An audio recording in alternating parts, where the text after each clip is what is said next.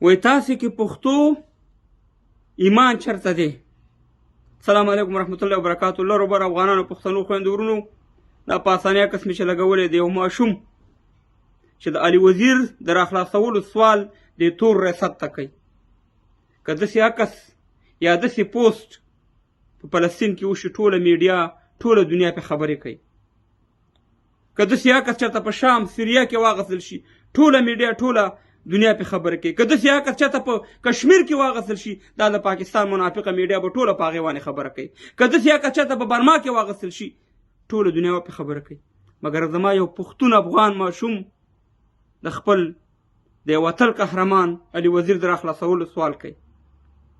د علي وزیر مور په من غږ کړی، پښتنو افغانانو، د علي وزیر کوروالا چې زموږ خور ده، هغې په من غږ کړی چې علي وزیر د راخلاصولو دپاره تاسې راوچت شئ.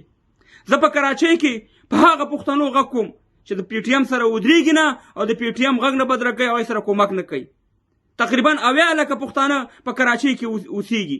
هر دویم کس چې ګوري په کراچۍ کې پښتون دی. زه 2 ځل کراچۍ ته تلم.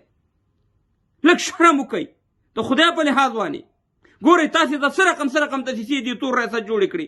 مخکې بیا ابن کیم په نوم باندې دلته یو تنظیم یو پارټي ده، وجلی به دې ISI، مګر الزام بیا په هغې لګو. بیا یې درته رانور پیدا کو، بیا وروره ټارګټ کیلینګ، تاسې وجل کېږئ، تباه کېږئ.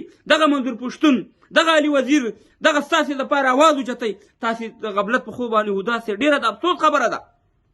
یا خو داسې وکئ چې دا په ځان باندې ومنئ چې یا به د دې تور ریاست د پاکستان دا کوپري قانون منئ، ظلم به منئ، ځان به د پښتونوالي نه ختموئ، خپل تاریخ به ختموئ، خپله ژبه به ختموئ، د غلامۍ ژوند به اختیاروئ، یا به ازادي الئ. کوم ژوند تاسې اختیاروئ؟ تاسې ته اختیار دی. د غلامۍ د 100 کاله ژوند نه د زمري د یو ورځې ژوند بهتر دی.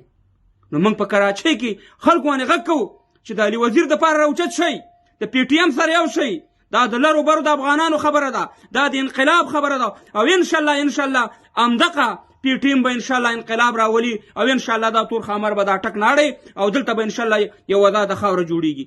ځکه دا اوس معلومات وشو چې دا تور ریاست په یو قیامت هم موږ ته علي وزیر نه راکوي. په هغه صورت یې درکوي چې ته د پنجابي په خپو پرېوځې، د باجوا په خپو، او غلامي ومني او بېغیرتوب ومني او خپل ناموس هغې ته حواله کړي. په هغه صورت تعالی دا راپرېږدي، بغیر د هغې نه ته نه راپرېږدي. نو څه لاره موږ ته او تاسو ته اختیار پکار دی.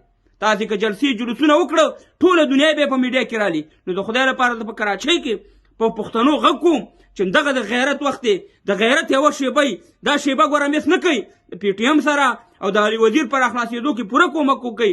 ګنې د یقین وساتئ چې نن د علي وزیر نمبر دی، سبا ستاسې نمبر دی. څنګه چې نقیب شهید کو، څنګه چې نور پښتانه شهیدان کړه، څنګه چې نور پښتانه ذلیل کړه، والله کې تاسې یو هم پرېږدي.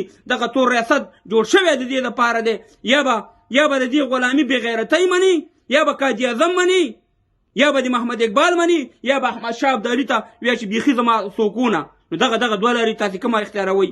نو الله دې وکړي چې د دې علي وزیر اواز بدرګه کوي، جلسو ته راشي، جلوسونو ته راشي، کومک وکړئ. تاسې وانې فرض عین دی او عظیم جهاد دی. د پی ټي ایم سره ودرېدل دغه د انقلاب یو لاره ده، دا د خلاصون یو لاره ده. زنده باد لر او بر یو افغان، زنده باد انقلاب. راځي به انشاءالله. خدای په امان.